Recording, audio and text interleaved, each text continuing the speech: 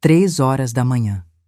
Meu filho de 5 anos tremendo no meu colo, o corpo dele queimando, 40 graus de febre. A pele tão quente que eu sentia o calor atravessando o cobertor, atravessando a minha roupa, entrando na minha pele como se a febre fosse minha também. 12 ligações para o meu marido. 12, nenhuma atendida. Eu saí de casa de chinelo, debaixo de uma chuva que parecia que o céu tinha rasgado em cima de Campo Grande. Peguei ônibus, de madrugada, com meu menino nos braços, sozinha. Sem dinheiro, sem guarda-chuva, sem ninguém. Cheguei no hospital encharcada, descalça, porque perdi um chinelo no caminho e não podia parar para pegar. O médico olhou para mim, olhou para o meu filho e perguntou uma coisa simples: cadê o pai? Eu não soube responder, até abrir a cortina do quarto ao lado. Meu marido estava lá, sentado, tranquilo, segurando a mão de uma mulher ruiva, acariciando o cabelo dela, sussurrando palavras que eu implorei a noite inteira para ouvir. Calma, meu amor. Eu tô aqui. Ele estava ali, no mesmo hospital, a 30 metros do filho que queimava de febre, e escolheu ficar com ela. Eu gritei. Gritei com tudo que eu tinha dentro de mim, com 11 anos de casamento, com 12 ligações ignoradas, com a chuva que ainda escorria do meu cabelo, com o chinelo que eu perdi na rua escura, com o meu filho tremendo nos meus braços. Seu filho está aqui, caso você se importe ainda. Esse foi o último dia que Wagner me viu como a mulher que abaixava a cabeça, porque a partir daquela noite eu nunca mais abaixei. Meu nome é Elaine. Eu tenho 37 anos.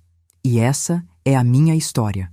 Ela começa na pior noite da minha vida. Mas eu juro pra vocês, ela não termina triste. Ela termina com justiça. E antes de eu continuar, eu preciso pedir uma coisa. Se você está ouvindo isso agora, de madrugada, de tarde, no ônibus, lavando louça, deitada na cama sem conseguir dormir, me faz um favor. Se inscreve nesse canal, aperta o sininho, deixa seu like e comenta aqui embaixo que horas você está assistindo e de que cidade você é. Eu quero saber quem está do outro lado. Quero saber quem está ouvindo a minha história.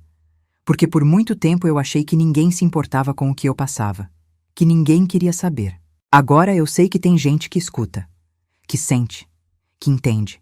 Então fica comigo até o final, porque essa história vai te revirar por dentro. Eu cresci em Campo Grande, zona oeste do Rio de Janeiro. Bairro de gente que acorda às 4 da manhã para pegar trem lotado. Gente que trabalha o dia inteiro para chegar em casa às 9 da noite com o corpo destruído e o salário que não paga metade das contas. Gente que sonha, mas que aprende cedo que sonho aqui é artigo de luxo. Minha mãe, Dona Graça, era merendeira de escola pública.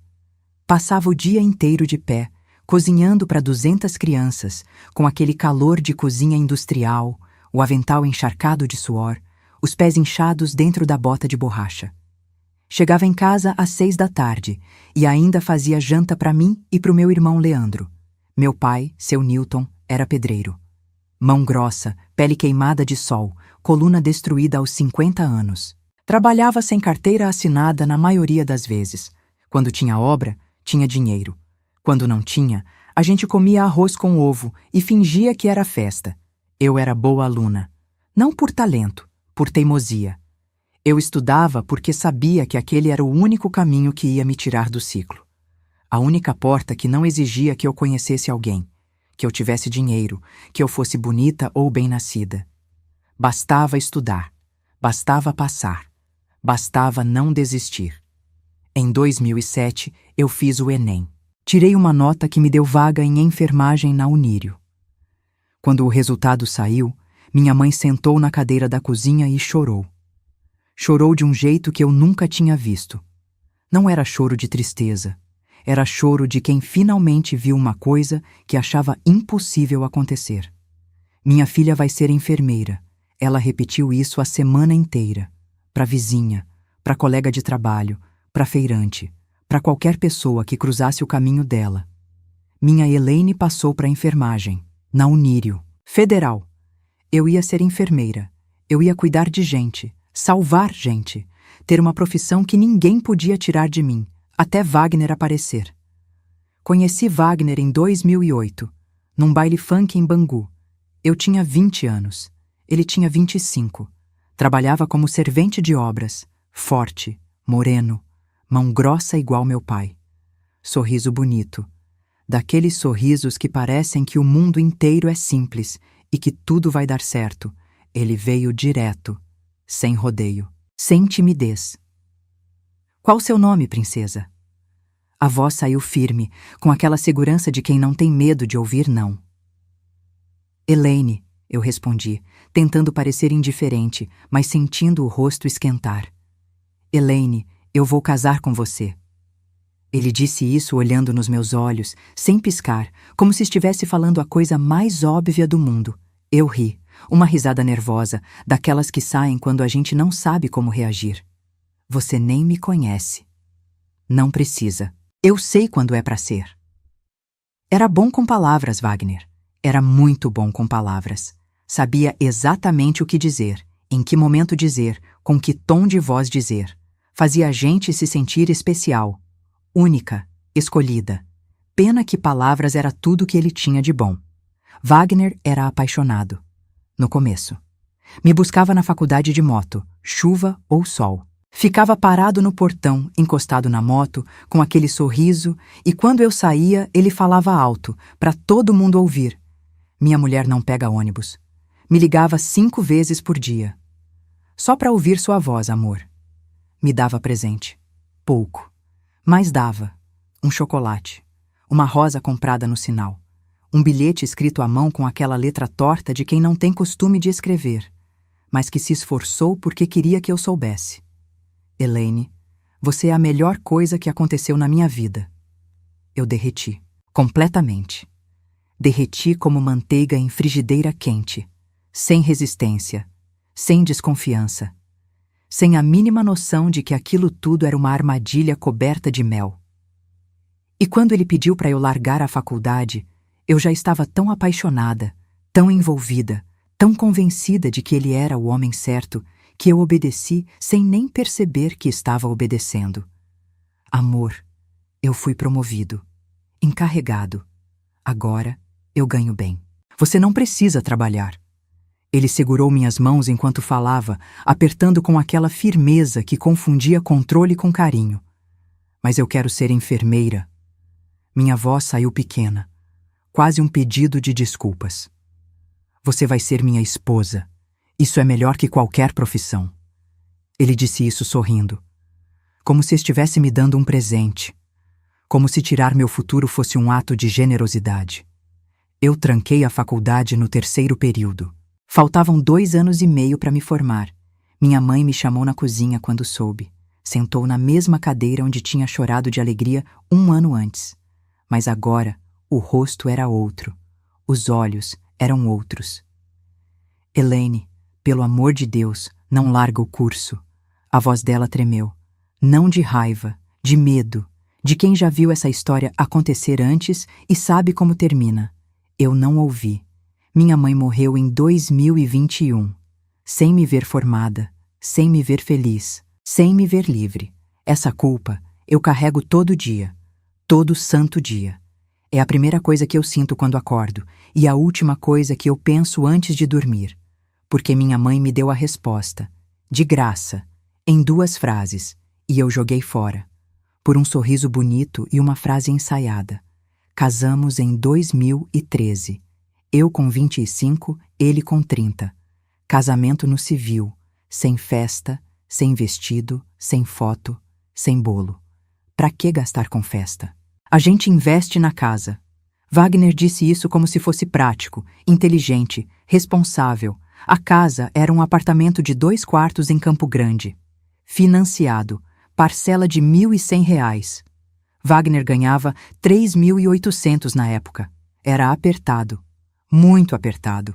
Mas dava, porque eu fazia dar, eu que controlava cada centavo. Eu que ia no mercado com calculadora na mão, somando item por item no carrinho, colocando e tirando e colocando, escolhendo entre o sabão em pó e o amaciante porque não dava para comprar os 2. Eu que esticava R$ 800 de feira para durar o mês inteiro, fazendo milagre com frango, arroz, feijão e criatividade. Eu era a administradora invisível, a gestora sem salário. A mulher que mantinha aquela casa funcionando com precisão cirúrgica, sem receber um centavo de reconhecimento, sem ouvir um obrigado, sem ter o direito de reclamar. Porque eu não trabalhava. Eu só ficava em casa. Eu não produzia dinheiro. Então eu não tinha voz. Valentina nasceu em 2015, minha primeira filha. Parto normal. 7 horas de trabalho de parto. 7 horas de contração, de respiração, de dor que parece que o corpo vai partir ao meio. Wagner ficou na sala de espera. Eu não suporto ver sangue.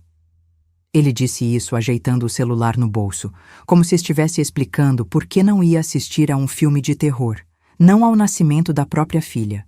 Quando Valentina nasceu, ele entrou no quarto. Olhou para ela, enrolada na manta, vermelha, pequenininha, bonita. Parece comigo. Ele disse isso pegando o celular, já posicionando para a foto. Não perguntou como eu estava. Não perguntou se doeu. Não segurou minha mão. Não encostou o lábio na minha testa. Não disse obrigado. Não disse parabéns. Não disse nada que uma mulher que acabou de parir precisaria ouvir. Pegou a menina, tirou foto, postou no Facebook. Papai babão, minha princesa nasceu, 87 curtidas, 23 comentários. Que pai maravilhoso. Parabéns, Wagner. Vocês merecem. Maravilhoso. O pai maravilhoso que não entrou no parto, que não segurou minha mão, que se preocupou com a foto, com a legenda, com as curtidas. Não comigo. Enzo nasceu em 2019, não planejado, e Wagner não queria. Outro filho, Elaine. A gente mal paga as contas. Ele jogou a chave em cima da mesa com força, o rosto vermelho, a mandíbula travada. Eu já tô de 4 meses, Wagner. Minha voz saiu fina, quase desaparecendo no ar, como se eu estivesse pedindo desculpas por estar grávida. E por que não me contou antes? Ele se virou para mim, os olhos estreitos, acusando. Eu tive medo. Medo de quê? De você mandar tirar. O silêncio que caiu entre nós era a confirmação, porque era exatamente o que ele ia fazer. Eu vi nos olhos dele, na mandíbula que travou mais, na respiração que ficou pesada. Ele não precisou falar. O silêncio disse tudo. Enzo nasceu em setembro. 3 quilos e 100 gramas, branquinho, olhos grandes, cabelinho cacheado, igual a mim. Uma cópia minha em miniatura. Wagner olhou para ele na maternidade. Olhou sem ternura, sem emoção, sem aquele brilho que eu vi quando ele segurou Valentina pela primeira vez. Olhou como quem examina uma mercadoria que veio com defeito. Tem certeza que é meu?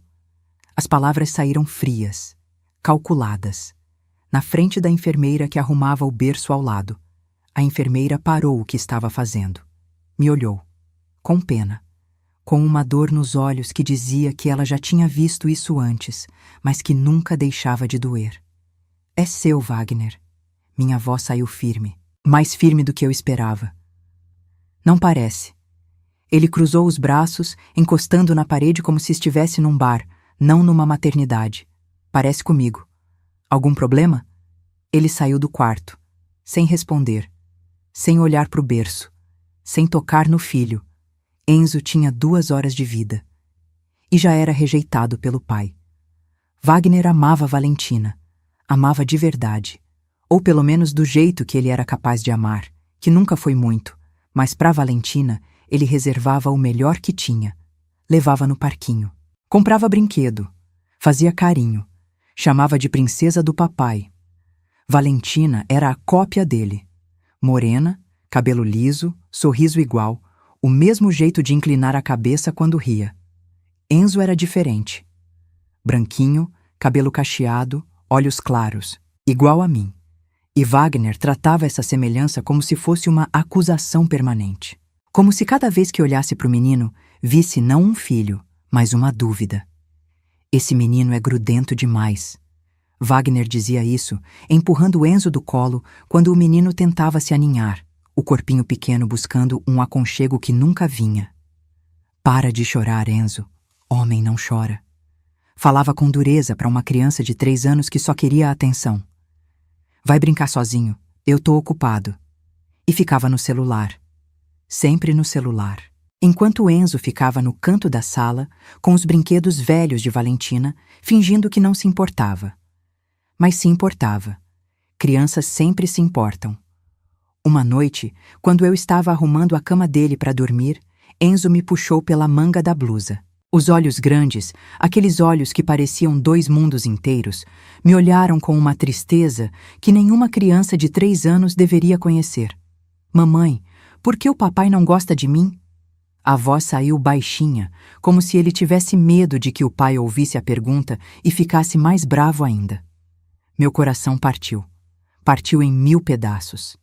Partiu de um jeito que não faz barulho, que não sangra para fora, que ninguém vê, mas que dói mais do que qualquer ferida aberta. Ele gosta, filho. Eu ajoelhei na frente dele, segurando o rostinho com as 2 mãos, tentando fazer minha voz soar convincente. Não gosta. Ele só brinca com a Valen. Os olhos dele se encheram de água, mas ele não chorou. Como se já tivesse aprendido que chorar não adiantava. Eu abracei ele, forte, tão forte que senti os ossinhos dele contra o meu peito, tão forte que queria que aquele abraço compensasse todos os abraços que o pai nunca deu. Mamãe gosta. Mamãe te ama mais que tudo. Mais que tudo, tudo? Mais que tudo, tudo, tudo. Ele dormiu no meu colo, e eu fiquei acordada. Chorando em silêncio, com o rosto afundado no travesseiro para não fazer barulho. Jurando para mim mesma que aquele menino nunca ia crescer achando que não era amado. Que ele nunca ia se deitar numa cama de solteiro, adulto, sozinho, e achar que era culpa dele. Que ele não ia carregar essa ferida pro resto da vida. Eu ia cuidar disso. Nem que fosse a última coisa que eu fizesse. Em 2023, Wagner mudou de construtora. Nova empresa, cargo melhor, salário de R$ 5.200 e uma auxiliar de escritório nova chamada Thalita Mendes. 24 anos, ruiva, olhos verdes, corpo de academia. E Wagner começou a mudar. Primeiro foram as coisas pequenas. Cortava o cabelo toda semana, quando antes ia ao barbeiro uma vez por mês, no máximo. Perfume novo, um perfume amadeirado, forte, que ele nunca usou em casa antes. Cueca nova. Não uma, não 2, um pacote inteiro. Amor, por que tanta cueca nova? Eu perguntei de costas para ele, mexendo a panela no fogão, tentando parecer desinteressada, porque as velhas estão rasgadas. Algum problema? A resposta veio seca, impaciente, como se a pergunta fosse absurda. Não era problema. Era sintoma. Homem que troca cueca velha por nova sem a mulher pedir, está trocando para outra pessoa ver. Toda mulher sabe disso. Toda mulher reconhece os sinais. Mas nem toda mulher quer enxergar. Porque enxergar dói. Confirmar dói mais. Eu sabia. Mas fingi que não. Porque fingir doía menos que confirmar. As provas vieram até mim sem eu procurar. O cheiro. Wagner chegava em casa cheirando perfume feminino. Doce, forte, enjoativo, um perfume que não era meu. Eu nem usava perfume. Não tinha dinheiro para isso. Os R$ 200 que ele me dava por mês para gastos pessoais mal davam pro absorvente e pro shampoo. As horas extras, 3 vezes por semana. Vou fazer hora extra hoje, amor. Mas quando ele deixou o contra-cheque em cima da mesa do café e eu olhei, rápida, antes dele perceber, não tinha hora extra nenhuma. Nenhuma. 3 meses de contra-cheque, nenhuma hora extra registrada. O celular. Senha nova. De repente, do nada, sem aviso. Por que botou senha? Perguntei enquanto ele escovava os dentes. Coisa do trabalho. Segurança de dados. Ele cuspiu a pasta, enxaguou a boca e saiu do banheiro sem me olhar. Segurança de dados. Um encarregado de obras, que mal sabia mexer em planilha. Segurança de dados. E então, a foto. Valentina, minha filha de 9 anos, pegou o celular do pai para jogar. Coisa de criança. Wagner tinha dormido no sofá depois do almoço de domingo, o celular largado na mesa. Valentina pegou, jogou uns 10 minutos e viu algo que não deveria ter visto. Ela não me contou na hora. Contou uma semana depois, na hora de dormir, quando eu estava arrumando o lençol dela. Mãe, o pai tem foto de uma mulher ruiva no celular. A voz saiu baixa, cautelosa, como se ela soubesse que estava entregando algo grande demais para uma menina de 9 anos carregar. Ruiva? Meu coração disparou, mas eu mantive o rosto neutro. É, bonita. De biquíni. Ela me olhou, tentando decifrar minha reação. Deve ser propaganda, filha. Eu alicei o cabelo dela, tentando sorrir. Não, mãe. Tava escrito meu amor embaixo. Eu fingi que era nada. Dei boa noite. Apaguei a luz. Fechei a porta do quarto dela e encostei na parede do corredor, com o coração batendo tão forte que eu sentia na garganta, nas têmporas, nos dedos. Naquela noite eu não dormi. Fiquei deitada no escuro, ao lado do homem que eu tinha certeza que me traía, ouvindo a respiração dele, sentindo o calor do corpo dele, perguntando para mim mesma há quanto tempo aquele corpo dormia em outra cama também. Se Wagner era o vilão dessa história, Dona Neuza era a cúmplice. Minha sogra, 63 anos, evangélica, da boca para fora. Daquelas que vai na igreja de domingo, levanta a mão pro céu, canta mais alto que todo mundo, e na segunda-feira faz o inferno na vida dos outros com a consciência limpa. Dona Neuza sabia da Thalita. Eu tenho certeza absoluta. Porque Dona Neuza sabia de tudo o que acontecia na vida do filho. Morava a 3 ruas de distância. Aparecia em casa sem avisar. Abria a geladeira como se fosse dela. Mexia nos armários. Fuçava nas gavetas. Criticava tudo o que eu fazia. O almoço estava sem sal. A casa estava suja. A roupa estava mal passada. As crianças estavam mal criadas. Elaine, essa casa tá uma imundície. Ela disse isso uma vez, passando o dedo na prateleira da sala como se fosse uma inspetora, a unha pintada de vermelho, apontando uma camada de poeira que só existia na imaginação dela. Eu limpei hoje cedo. Dona Neuza. Eu respondi, apertando o pano de prato nas mãos, tentando controlar a vontade de mandar ela ir embora. Pois limpa de novo. E se sentou no sofá, ligou a televisão e ficou o resto da tarde. E Wagner, calado, sempre calado. Quando eu reclamava, quando eu dizia que a mãe dele me desrespeitava, ele tinha sempre a mesma resposta, dita com aquele tom de quem encerra o assunto antes mesmo de começar. Ela é minha mãe, Elaine. Respeita. Respeita. Eu respeitava a mulher que me humilhava na minha própria casa, que olhava para o meu filho com desconfiança, que tratava Enzo como se ele fosse um corpo estranho na família. Um erro, uma mancha. Esse menino é muito branquelo. Puxou quem? Dona Neuza dizia isso olhando para o Enzo de cima, com aquele olhar que parecia uma acusação disfarçada de pergunta inocente. Uma vez, no Natal de 2022, a família reunida, mesa posta, peru, farofa, pavê, as crianças brincando no chão da sala, Dona Neuza virou para o Wagner e soltou, na frente de todo mundo, como quem comenta o tempo. Wagner, eu ainda acho que você devia fazer um teste nesse menino. Na mesa, na frente das crianças, na frente dos tios, dos primos, da família inteira. Enzo não entendeu. Continuou brincando com os carrinhos.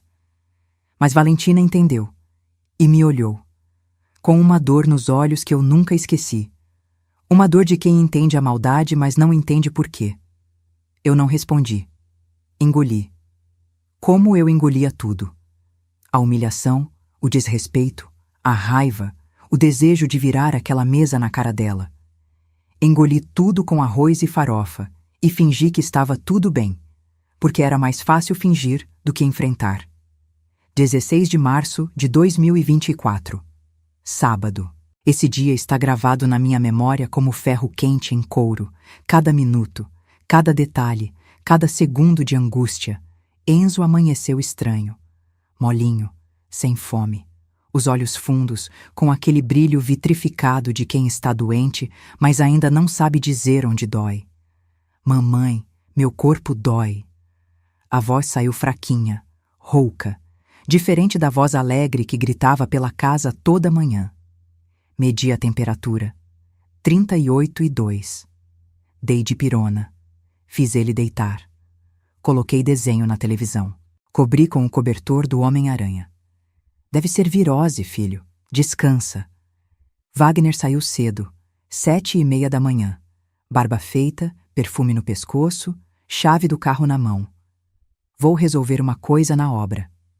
Nem olhou para trás, nem perguntou do Enzo, nem parou para sentir a testa do filho, obra no sábado.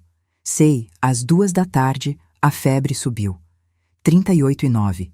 Dei ibuprofeno, banho morno, compressa na testa, na nuca, nas dobras dos braços. Tudo o que mãe sabe fazer. Tudo que a gente aprende sem ninguém ensinar, porque quando é seu filho que está queimando, o instinto vira medicina. Às 6 da tarde, 39,4. Enzo tremia debaixo do cobertor, o corpo sacolejando, os lábios ressecados, os olhos vidrados. Mamãe, tô com frio. Ele se agarrou em mim, os dedinhos gelados cravando no meu braço. Cobri ele. Abracei. Apertei contra o meu peito. Vai passar, filho. Vai passar. Liguei pro Wagner. Chamada 1. Chamou até cair. Chamada 2. Chamou até cair. Chamada 3. Chamou até cair. Mandei mensagem no WhatsApp. Digitei com as mãos tremendo. Wagner, o Enzo tá com febre alta. Volta pra casa. Visualizado. 2 setinhas azuis. Ele leu. E não respondeu. Às 9 da noite, o termômetro marcou 39,8 e Enzo começou a delirar. Mamãe, tem bicho na parede. Ele apontava para o canto do quarto, os olhos arregalados, o corpo tremendo, encolhido debaixo do cobertor como um animal acuado. Não tem bicho, filho. É a febre. Eu segurei as mãos dele, tentando trazer ele de volta, tentando ancorar aquele menino no real. Tem sim. Tão vindo. Mamãe, ele gritou. Um grito de pavor. Um grito que me rasgou por dentro como lâmina. Eu entrei em pânico. Um pânico frio, daquele que não paralisa, que faz o oposto, que liga todos os motores do corpo de uma vez e diz: seu filho precisa de você, mexe. Das 9 da noite às 11, eu liguei 12 vezes pro Wagner. 12 vezes. Vou contar uma por uma porque eu quero que vocês sintam o que eu senti. Quero que vocês entendam o desespero de uma mãe que liga pro pai do filho doente e ouve o telefone chamar no vazio. Chamada 1. Chamou. Chamou. Chamou. Caiu. Chamada 2. Chamou. Chamou. Caiu. Chamada 3. Chamou. Caiu. Chamada 4. Caixa postal. O número chamado não pode atender no momento. Chamada 5. Caixa postal. Chamada 6. Chamou. 3 vezes. Caiu. Chamada 7. Caixa postal. Chamada 8. Caixa postal. Mas dessa vez eu deixei mensagem de voz. Com a voz rasgada, chorando e implorando. Wagner, seu filho tá queimando de febre. Pelo amor de Deus, atende. Pelo amor de Deus. Chamada 9. Caixa postal. Chamada 10. Chamou até cair. Chamada 11. Caixa postal. Chamada 12. Desligado. O celular estava desligado, não ocupado. Não fora de área. Desligado. Ele desligou o celular. Deliberadamente. Conscientemente. Escolheu apertar o botão e desligar. Meu marido desligou o celular enquanto o filho dele queimava de febre. Aos 5 anos, o menino que ele já rejeitava, o menino que perguntava por que o papai não gostava dele, esse menino estava delirando de febre. E o pai desligou o celular. Liguei para Shirley, minha vizinha, minha única amiga de verdade, 38 anos, cabeleireira, mãe solteira de 2 filhos, mulher que trabalhava 12 horas por dia em pé, de chapinha na mão, secador no ouvido e ainda chegava em casa, fazia janta, dava banho nas crianças e ajudava com o dever de casa. Shirley era guerreira do tipo que não se encontra mais, do tipo que a vida quebra, mas que levanta, sacode a poeira e continua andando. Shirley, o Enzo tá mal. A febre não baixa. O Wagner não atende. Minha voz saiu atropelada, entrecortada de soluços que eu tentava controlar. Marca um Uber. A resposta dela veio prática, direta, sem drama. Eu não tenho dinheiro, Shirley. O Wagner levou o cartão. E era verdade. Ele levava o cartão quando saía. Sempre levou, para eu não ter acesso, para eu depender dele até para comprar pão. Espera aí. Shirley chegou em menos de 5 minutos. De pijama, chinelo, cabelo preso num coque torto, sem maquiagem, sem frescura. Com o celular na mão já pedindo Uber, eu chamei Uber. Tá chegando em 8 minutos. Shirley, eu te pago. Cala a boca, Elaine. Pega o menino e vamos. Os olhos dela estavam sérios, a voz não admitia discussão, mas o Uber cancelou. Distância muito longa até a UPA. Cancelou sem dó, sem explicação. Só uma notificação na tela e pronto. Shirley tentou outro. Cancelou também. Outro. Indisponível. Outro. Preço dinâmico, R$ 67. Madrugada de sábado, chuva, Zona Oeste. O aplicativo cobrava como se fosse corrida de luxo. Shirley não tinha R$ 67. Eu não tinha R$ 67. Juntas, a gente mal tinha 30.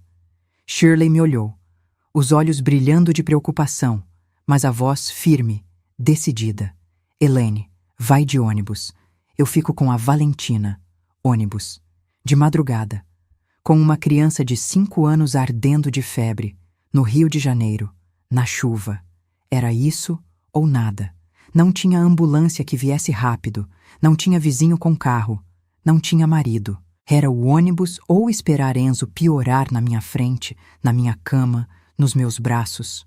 Eu peguei Enzo, enrolei no cobertor, apertei contra o peito e saí. 11h40 da noite. Eu saí de casa com meu filho no colo. O ponto de ônibus ficava a 4 quadras. Estava chovendo. Não garoa fina, não chuvinha de nada. Chuva de março no Rio de Janeiro. Chuva grossa, pesada, furiosa, daquelas que parecem que o céu abriu de vez e não pretende fechar tão cedo. Eu não tinha guarda-chuva. Cobri Enzo com o cobertor e fui. 4 quadras. De chinelo, porque era o que eu tinha. Escorregando no asfalto molhado. A água entrando no chinelo, no pé, na barra da calça. O cobertor encharcando. Enzo chorando. Mamãe, tô com frio. A voz dele quase sumia na chuva. Já vai passar, filho. Já vai passar. Eu repetia isso como um mantra, como uma oração, como se repetir bastasse para ser verdade. Cheguei no ponto, encharcada, o cabelo grudado no rosto, a roupa colada no corpo, os pés escorregando no chinelo que não segurava mais. A rua vazia, escura, só o poste de luz piscando, aquela luz amarela e fraca que mais parece um aviso de perigo do que iluminação. 11h52. Nenhum ônibus. Olhei para o relógio do celular. Olhei para o fundo da rua. Nada. Só chuva e escuridão. 00:03. Nenhum ônibus. 00:11. Um ônibus apareceu. O 638, quase vazio. As luzes de dentro amareladas, o motor roncando alto. Fiz sinal com a mão livre, a outra segurando Enzo. Entrei. O motorista olhou para mim. Olhou para a criança enrolada no cobertor encharcado. Olhou para a chuva lá fora. E eu vi algo nos olhos dele que não esperava. Não era pena. Era indignação. Indignação de quem entende o que está vendo. Uma mãe sozinha, de madrugada, na chuva, com um filho doente nos braços. Moça, tá tudo bem? A voz dele era grave, rouca, cansada de horas de volante, mas genuinamente preocupada. Meu filho tá com febre alta. Preciso chegar na UPA de Senador Camará. Senta aqui na frente. Eu acelero. E acelerou. Um desconhecido. Um motorista de ônibus no turno da madrugada. Que provavelmente ganhava pouco mais que um salário mínimo. Que provavelmente tinha os próprios problemas, as próprias dívidas, as próprias dores. Ele acelerou por mim. Por Enzo. Sem eu pedir. Aquele homem fez mais pelo meu filho naquela noite do que o pai dele. E isso diz tudo o que precisa ser dito sobre quem Wagner era. 00:38. Cheguei na UPA de Senador Camará. Desci do ônibus e pisei na poça. O chinelo esquerdo escapou do pé. Tentei pegar. Não dava. Enzo pesava. O cobertor encharcado pesava. A chuva não parava. Deixei o chinelo. Fui descalça. Entrei na UPA encharcada. descalça. O pé gelado no piso branco e frio. Enzo no colo, olhos fechados, corpo mole, a respiração rasa e rápida demais. Eu estava tremendo, de frio, de medo, de raiva, de exaustão. Tudo junto. A enfermeira da triagem me olhou e entendeu em 2 segundos. Nem precisou que eu explicasse muito. Mãe, há quanto tempo ele tá assim? Desde de manhã. A febre não baixa. Eu dei dipirona, ibuprofeno, banho morno, compressa, nada funciona. Ela colocou o termômetro. 41 graus. 41. Vamos levar direto pro atendimento. Me colocaram numa sala. Enzo numa maca. Uma maca grande demais para um corpo tão pequeno. Conectaram o termômetro digital. Puseram acesso venoso. A agulha entrou no bracinho dele e ele nem acordou. Soro. Antitérmico na veia. O bip do monitor preenchendo o silêncio da sala com aquele som que é, ao mesmo tempo, reconfortante e aterrador. O médico entrou. Dr. Fabrício. 35 anos, jovem. Rosto cansado de quem já tinha visto coisas demais naquele plantão de 24 horas. Olheira profunda, roxa, marcada. A barba por fazer. O jaleco amassado. Mas os olhos dele eram gentis.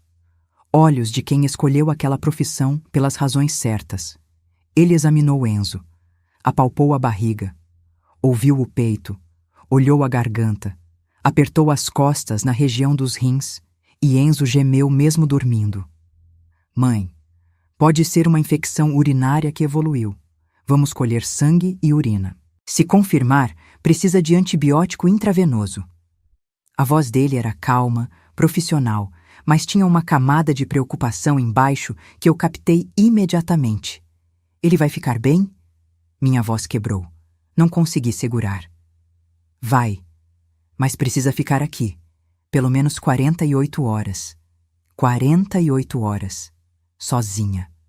Com uma criança de 5 anos, sem dinheiro, sem comida, sem troca de roupa, descalça, encharcada, sem marido. Dr. Fabrício me olhou. Olhou para os meus pés descalços, para o cabelo molhado, para a roupa encharcada, para a cadeira de plástico onde eu tinha desabado. E o pai? Ele perguntou, tirando os olhos do prontuário e fixando em mim. Cadê o pai da criança? Eu abri a boca, e não saiu nada. As palavras morreram na garganta, substituídas por uma onda de lágrimas que eu vinha segurando desde as 9 da noite.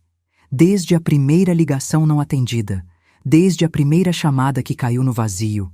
Tudo veio de uma vez. O dique rompeu. Ele não atendeu o telefone. Eu disse entre soluços, limpando o rosto com a manga da blusa molhada que não enxugava nada. Dr. Fabrício não disse nada. Não precisou. O olhar dele disse tudo. Um olhar que era parte compaixão, parte indignação, parte tristeza. O olhar de um homem que provavelmente era pai também e que não conseguia conceber como outro homem, desligava o celular enquanto o filho queimava de febre. 1h30 da manhã. Enzo finalmente dormiu. A medicação na veia fez a febre baixar para 38,5. Não era normal ainda, mas era estável. O bip do monitor tinha um ritmo mais calmo agora, mais espaçado, como se o coração do meu filho tivesse finalmente encontrado um passo menos desesperado.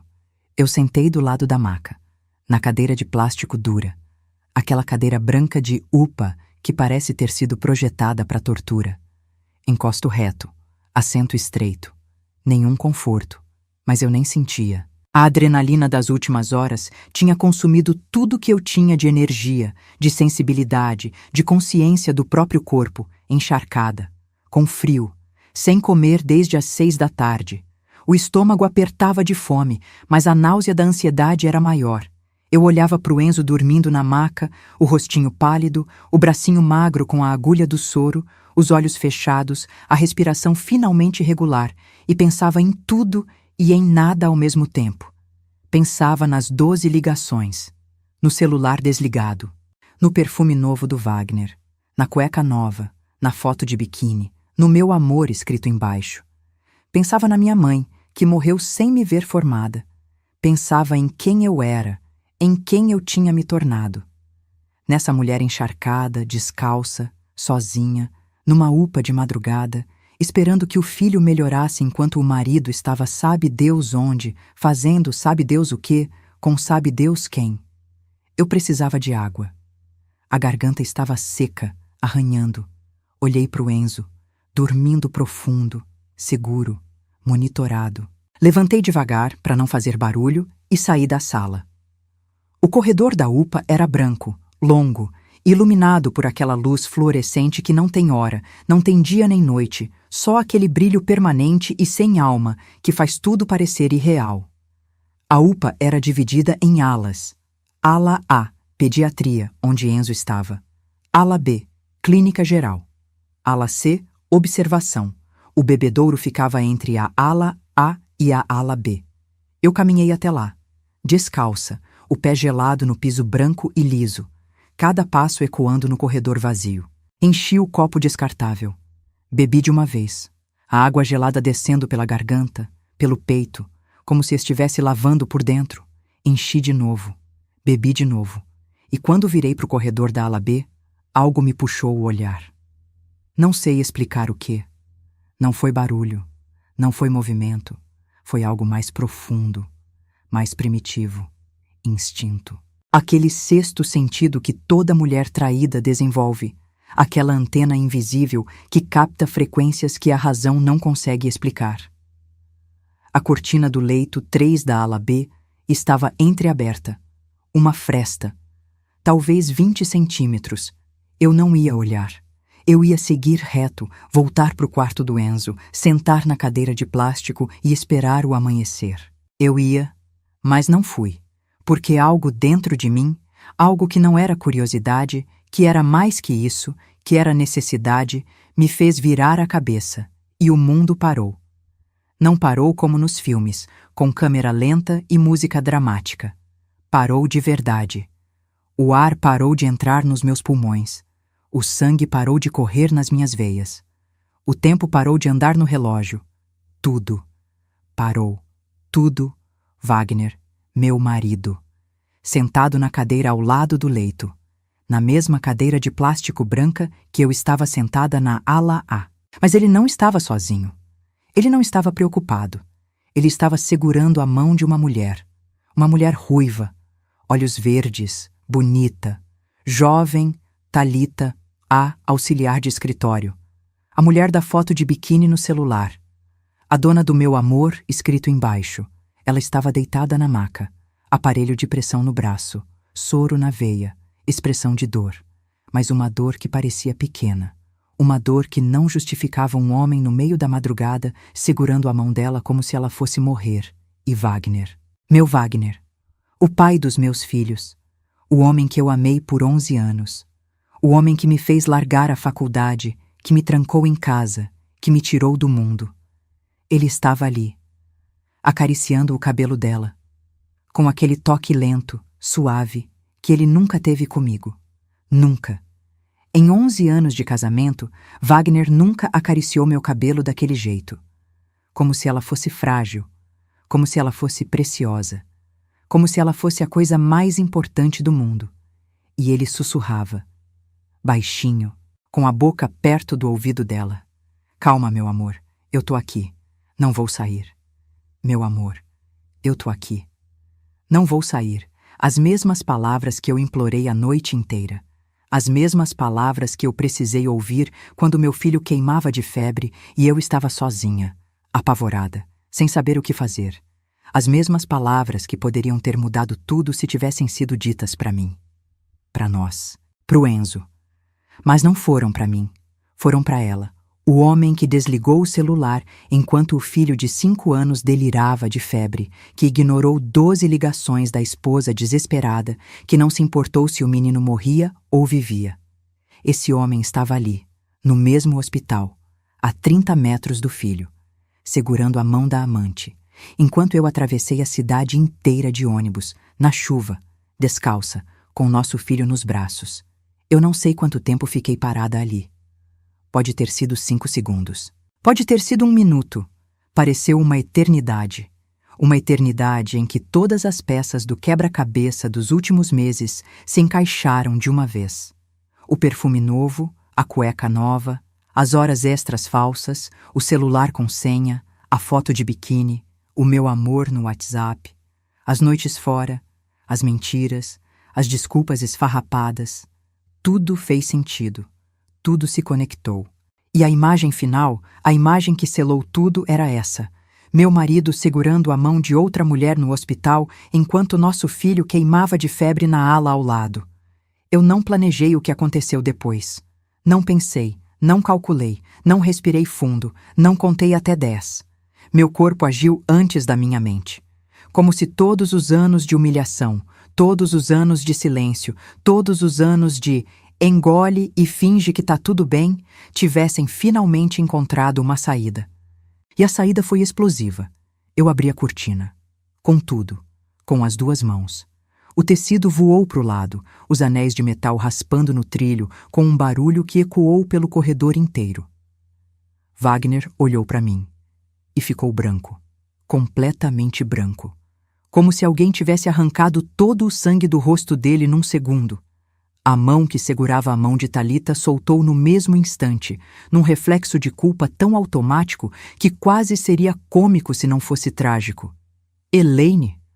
O nome saiu estrangulado, engasgado, como se a garganta dele tivesse fechado.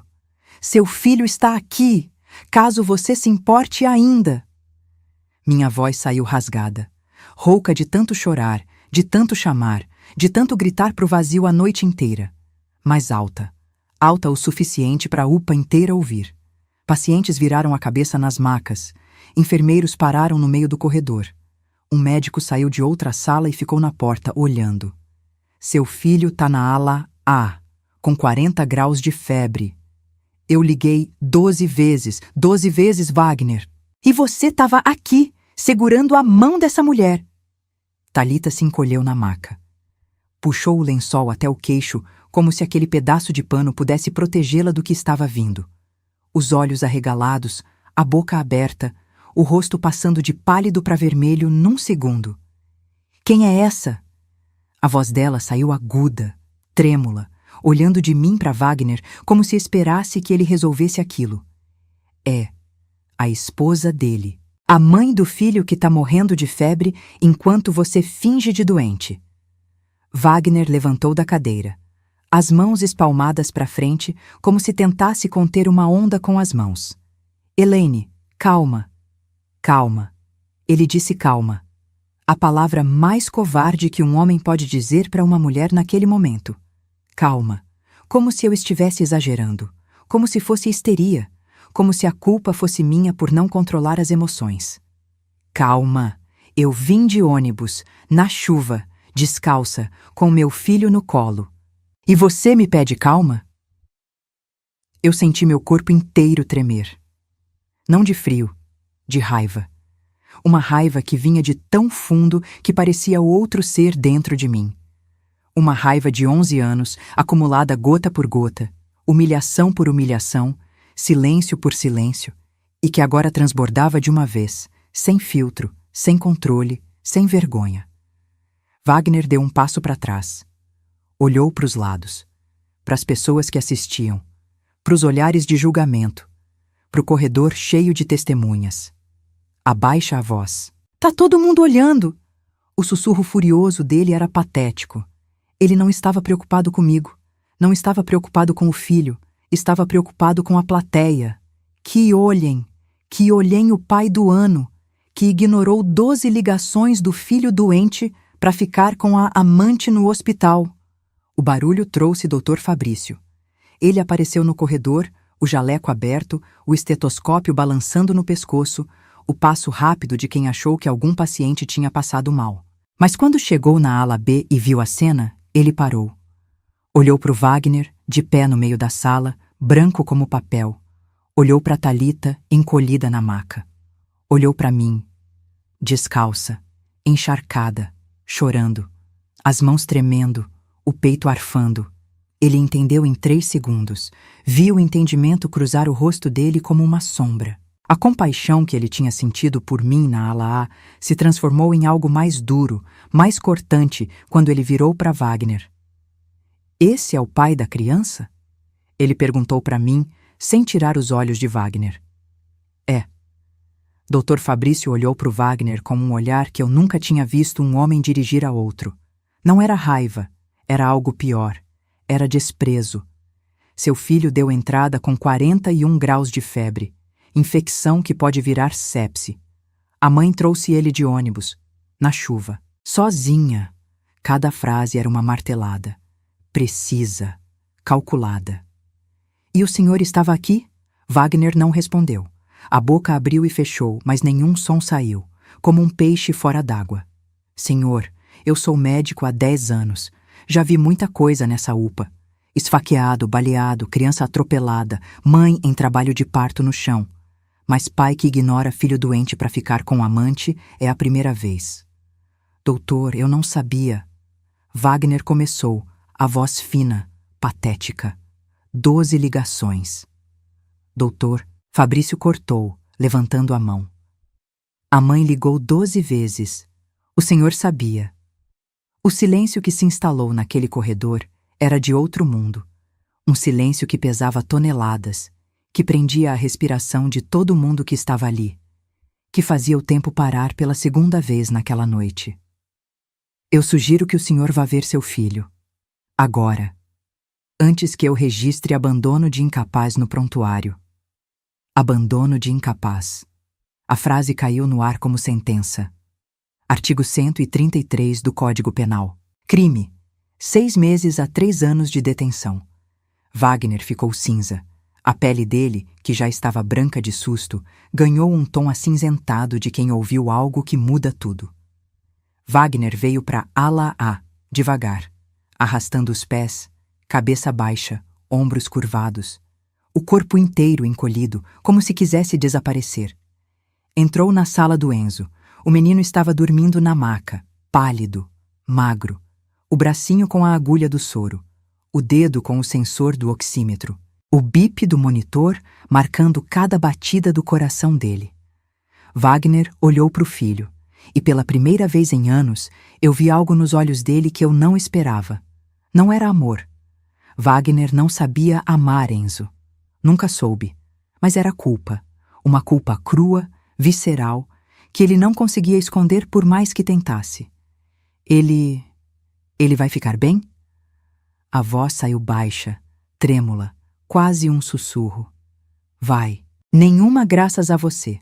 Eu disse isso olhando para frente, para o monitor, para os números verdes piscando na tela, sem dar a ele o luxo do meu olhar. Elaine, não fala meu nome. Minha voz saiu fria, gelada. Mais gelada que a chuva que eu enfrentei, mais gelada que o piso debaixo dos meus pés descalços. Eu posso explicar. Explicar o quê? Finalmente virei para ele, e ele recuou. Recuou fisicamente, meio passo para trás, porque o que ele viu no meu rosto não era a Elaine que ele conhecia. Não era a mulher que abaixava a cabeça, que engolia o choro, que fingia que estava tudo bem. Era outra pessoa. Que você desligou o celular? Que você estava com ela? No mesmo hospital que seu filho? Ela passou mal no trabalho. E eu liguei 12 vezes. O que passava mal era o seu filho. Eu apontei para a maca, para o Enzo dormindo, para o soro, para o monitor. O seu filho de 5 anos, que você nem beija de boa noite, que você nem abraça direito. Que me pergunta por que o papai não gosta dele. Wagner engoliu seco, o pomo de Adão subindo e descendo, os olhos brilhando. Não de emoção, de medo. Eu ia atender, mas não atendeu. Enzo se mexeu na maca. Abriu os olhos, devagar, confuso. Os olhos grandes, febris, buscando referência. Mamãe? Eu me aproximei da maca em 1 segundo. Segurei a mãozinha dele, quente ainda, mas menos que antes. Oi, filho. Tô aqui. A mamãe tá aqui. Papai? Os olhos dele encontraram Wagner parado na porta. E naquele olhar de criança, naquele olhar que ainda não sabe mentir, eu vi tudo. A dúvida, a esperança, a tristeza de quem quer acreditar, mas já aprendeu a se proteger. Wagner se aproximou, devagar, como se o chão pudesse quebrar a qualquer passo. Oi, campeão. A voz saiu forçada, artificial, carregando uma ternura que ele estava tentando fabricar na hora. Enzo olhou para o pai, com aqueles olhos grandes, inocentes, olhos que ainda acreditavam, apesar de tudo, olhos que ainda esperavam. Papai, cadê você tava? A mamãe chorou muito. Wagner engoliu seco de novo. Olhou para mim, olhou para o chão, olhou para qualquer lugar que não fosse os olhos do próprio filho. Eu estava trabalhando, filho. Mentira. Na frente do filho doente. Na frente de mim. Na frente de Deus, se é que Deus ainda estava prestando atenção naquela sala. Mais uma mentira, adicionada à pilha de mentiras que já era tão alta que cobria 11 anos de casamento. Enzo fechou os olhos de novo. Dormiu. A febre e a medicação puxando ele de volta para o sono. E eu fiquei grata por ele ter dormido. Porque eu não queria que ele visse o que eu estava sentindo. Não queria que ele visse o ódio nos meus olhos. Não queria que ele sentisse a temperatura emocional daquela sala, que estava mais alta que a febre dele. Enzo ficou internado 48 horas. Infecção urinária com princípio de pielonefrite. Antibiótico intravenoso a cada 8 horas. Soro contínuo. Monitoramento constante. Exame de sangue de manhã e à noite. Ultrassom dos rins. Urina controlada. Tudo que a medicina podia fazer, fez. Eu fiquei as 48 horas, sem sair, sem tomar banho, comendo biscoito da máquina de venda quando tinha moeda e passando fome quando não tinha, dormindo na cadeira de plástico, com o pescoço torto, as costas travadas, os pés descalços gelados no chão branco. Mas do lado do meu filho, cada segundo, cada minuto, cada hora. Wagner apareceu no dia seguinte, de manhã, 9 horas, cheirando perfume, roupa limpa, barba feita, como se tivesse saído de casa, não de uma noite de culpa. Trouxe um urso de pelúcia grande, marrom, com laço vermelho. Olha, Enzo, papai trouxe um presente. A voz forçando uma alegria que soava obscena naquele contexto. Enzo pegou o urso, olhou, sem emoção, sem aquele brilho que criança tem quando ganha brinquedo. Os olhos opacos, distantes, cansados de doença e de decepção. Obrigado. E virou para o outro lado, de costas para o pai. Abraçando o urso, sim, mas de costas para o pai. 5 anos. 5 anos de idade, e já sabia que presente não substitui presença. Que um urso de pelúcia não apaga 12 ligações ignoradas. Que obrigado pode ser a forma mais educada de dizer você me decepcionou. Nas 48 horas que fiquei naquele hospital, sentada naquela cadeira de plástico que parecia uma penitência, olhando meu filho dormir, ouvindo o bip do monitor cardíaco marcar cada batida do coração dele, eu tomei a decisão mais importante da minha vida.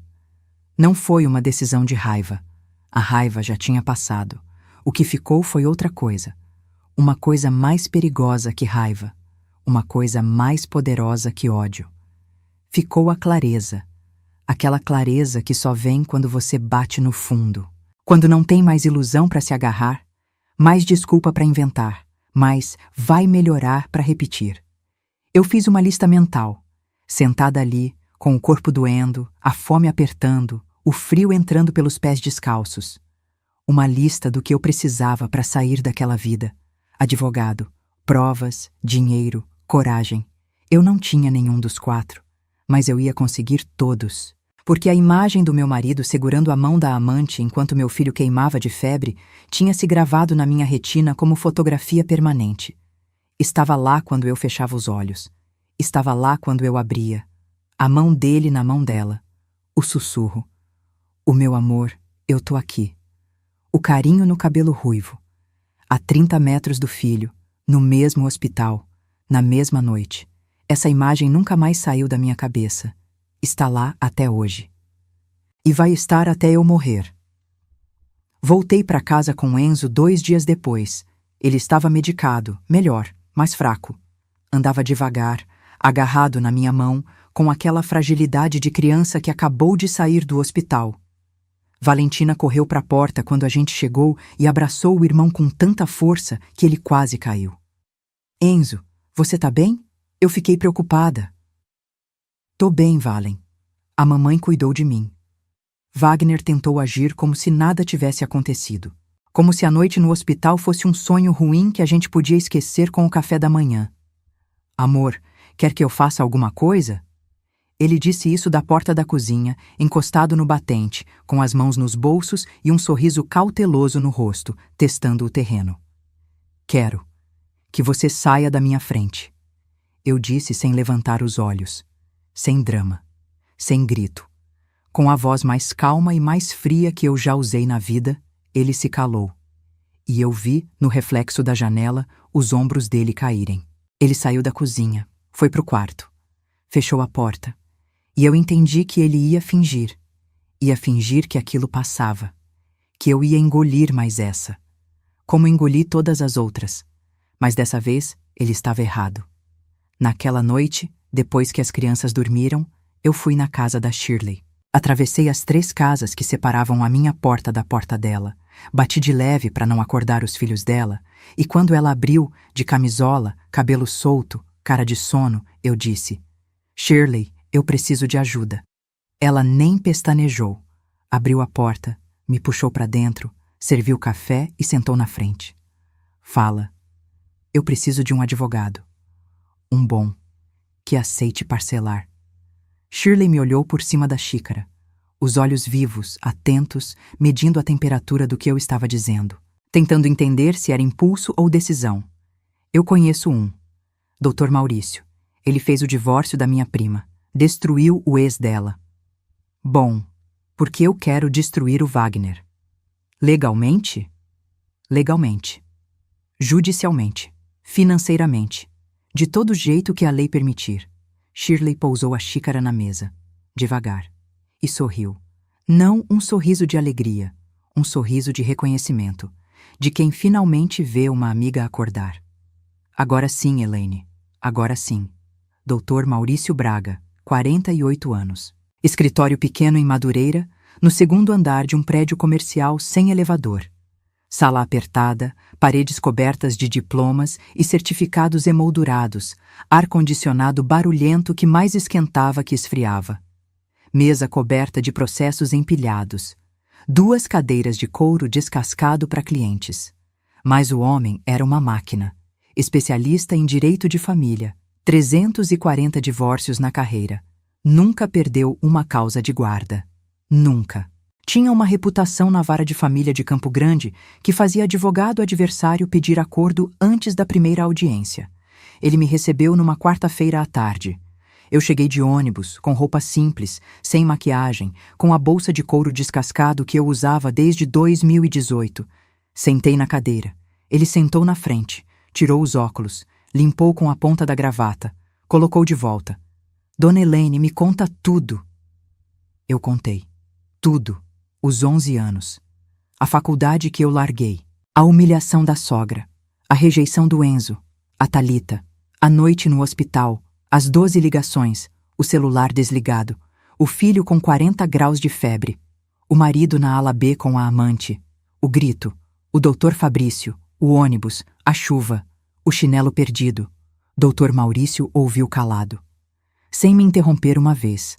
Anotando num caderno pautado, com letra miúda e cuidadosa, parando de vez em quando para sublinhar algo ou fazer uma marca na margem. Quando eu terminei, ele tirou os óculos de novo, esfregou os olhos, colocou de volta. Dona Elaine, o que a senhora quer? Eu quero tudo. Tudo o quê? Guarda exclusiva, pensão máxima, a casa, e que ele pague pelo que fez. Dr. Maurício sorriu, um sorriso que não era de alegria nem de deboche. Era o sorriso de um profissional que reconhece um caso forte quando vê um. A senhora tem provas? Eu vou conseguir. Então vamos trabalhar. Eu saí daquele escritório com um plano. E pela primeira vez em 11 anos, eu me senti como a Elaine de 2007. A que passou no Enem. A que ia ser enfermeira. A que não tinha medo de nada. Ela não tinha morrido. Tinha só adormecido. Debaixo de 11 anos de submissão e silêncio.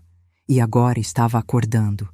Eu não podia ser burra, não podia ser impulsiva, não podia brigar, gritar, acusar, confrontar. Não ainda. Não antes de ter tudo o que eu precisava. Eu precisava de provas. E Wagner precisava se sentir seguro. Precisava acreditar que eu tinha aceitado, que eu tinha perdoado, que eu era a mesma Elaine de sempre. A que engolia, a que fingia, a que obedecia. Então, eu fingi. Fingi que tinha perdoado, fingi que aceitava, fingi que esqueci a noite no hospital, fingi tão bem que mereço um Oscar. Amor, tudo bem, a gente erra, vamos seguir em frente. Eu disse isso olhando nos olhos dele, com a voz mansa, o rosto sereno, sem um tremor, sem uma sombra de dúvida. A performance da minha vida. Wagner acreditou. Acreditou porque queria acreditar. Porque era mais fácil acreditar. Porque ele achava que eu era burra, que eu era fraca, que eu não tinha opção, que eu dependia dele, que eu não ia a lugar nenhum, que eu era a Elaine que largou a faculdade porque ele pediu, que parou de trabalhar porque ele mandou, que vivia com R$ 200 por mês porque ele decidiu. Ele achou que eu ia aceitar mais essa, como aceitei todas as outras. Pobre Wagner. Ele não fazia ideia. Ele continuou a vida normal. Saindo, mentindo, desligando o celular, chegando tarde cheirando perfume, inventando hora extra, tratando Enzo com indiferença, mimando Valentina, ignorando minha existência exceto quando precisava de comida na mesa, roupa lavada e casa limpa. E eu ia juntando, silenciosa, metódica, paciente. Como formiga que carrega migalha por migalha até construir uma montanha. Prova 1. O registro de chamadas. Pedi na operadora. Fui pessoalmente na loja com documento, expliquei que precisava do extrato do meu número. 12 ligações não atendidas, com data, hora e duração de cada tentativa. Todas entre 21 horas e 23 horas do dia 16 de março de 2024. Tudo documentado, tudo registrado, tudo com carimbo da operadora. Prova 2. O prontuário do hospital. Dr. Fabrício tinha registrado tudo, com detalhes, com a precisão de quem sabia que aquilo podia ser importante um dia. Mãe trouxe a criança sozinha, pai ausente. 12 tentativas de contato sem sucesso. Pai localizado no mesmo hospital, ala B, acompanhando terceira pessoa. Aquilo era ouro, ouro puro, um documento oficial, assinado por médico, com carimbo do CRM, atestando que Wagner estava no mesmo hospital e escolheu não estar com o filho. Prova 3. Localização do celular.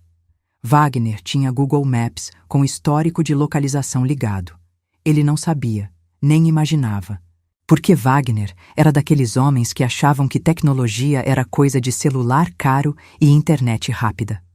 Não tinha ideia de que cada lugar que ele pisava ficava registrado num mapa que qualquer pessoa com acesso à conta do Google podia ver. Eu acessei. Numa madrugada, enquanto ele dormia. Abri o notebook velho que ficava em cima da geladeira, que ele usava para ver jogo, e eu usava para pesquisar receita. Entrei na conta dele. Histórico de localização. Toda terça e quinta, o celular dele ia para um endereço em Bangu. Rua das Acácias, apartamento 204, o endereço de Thalita.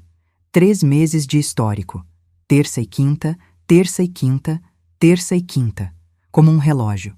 Como uma rotina. Como um segundo casamento. Prova 4. Prints de WhatsApp. Essa foi a mais arriscada e veio por acaso. Ou por destino. Valentina apareceu na cozinha uma noite enquanto eu lavava a louça. Mãe, o pai dormiu e o celular tá sem senha. Ela disse isso sem malícia, sem segundas intenções, como quem fala que o gato subiu no muro. Sério? É. Quer que eu jogue nele? Não, filha. Deixa ele dormir. Vai pro quarto, vai. Esperei Valentina ir pro quarto. Esperei 10 minutos. 15. Olhei pelo corredor. Silêncio. Fui na sala. Wagner dormia no sofá, boca aberta, braço pendendo pro lado, o celular na mesa de centro, desbloqueado, a tela acesa. Meu coração disparou. As mãos suaram. Peguei o celular como se fosse uma bomba, abri o WhatsApp. Contato. Obra, material. Era Thalita. Ele salvou como se fosse fornecedor de obra. Li as mensagens, e cada uma era uma facada. Meu amor, quando você larga ela? Thalita escreveu, com um emoji de coração no final. Calma, Thalita. Preciso planejar, Wagner respondeu. Eu não aguento mais dividir você. Outro coração. Uma carinha triste. Logo, logo sou só seu. Promete? Juro? Print, print, print. Tirei mais de 200 prints, com data, hora, conteúdo. Conversas de meses, planos de viagem a dois, reclamações dela sobre dividir ele comigo, promessas dele de que ia me deixar, declarações de amor, fotos, áudios que eu não ouvi, mas salvei o registro. Enviei tudo para o meu e-mail. Um e-mail que eu criei especificamente para isso, numa conta que Wagner não conhecia. Apaguei o envio do WhatsApp, apaguei da lixeira, apaguei do e-mail do Wagner, limpei o rastro, coloquei o celular no lugar. Exatamente na mesma posição, virado para o mesmo lado. Wagner acordou meia hora depois. Quem mexeu no meu celular? Ele perguntou, ainda grogue, olhando para o celular na mesa com aquele instinto paranoico de quem tem algo a esconder. Ninguém. Tava aí do seu lado. Minha voz saiu natural. Tranquila. A voz de quem não tem nada a esconder. A melhor atuação da minha vida. Ah? Tá. Ele pegou o celular, conferiu, não viu nada de diferente e dormiu de novo.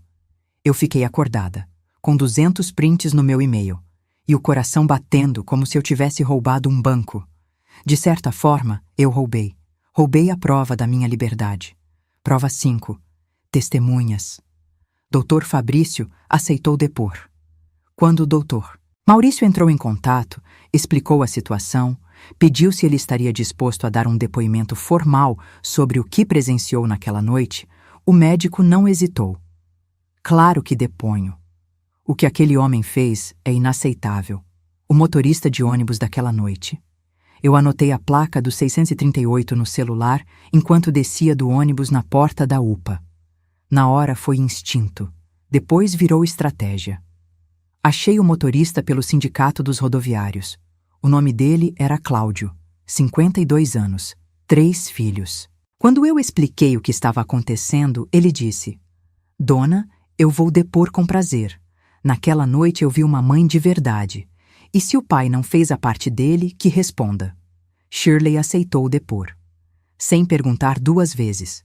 A enfermeira da triagem aceitou depor. Eu tinha um exército. De gente comum. Gente que trabalha de madrugada, que atende emergência, que dirige ônibus, que corta cabelo, que cuida dos filhos sozinha. Gente que viu o que Wagner fez. Ou melhor, o que ele não fez. Doutor. Maurício montou o caso em 60 dias. 60 dias de documentos, petições, comprovantes, depoimentos, estratégia. 60 dias em que eu ia no escritório dele toda semana, subia aqueles 2 lances de escada sem elevador, sentava na cadeira de couro descascado e revisava cada detalhe. Numa dessas visitas, ele tirou os óculos, esfregou os olhos como fazia sempre que ia dizer algo importante, e me olhou com um brilho nos olhos que eu ainda não tinha visto.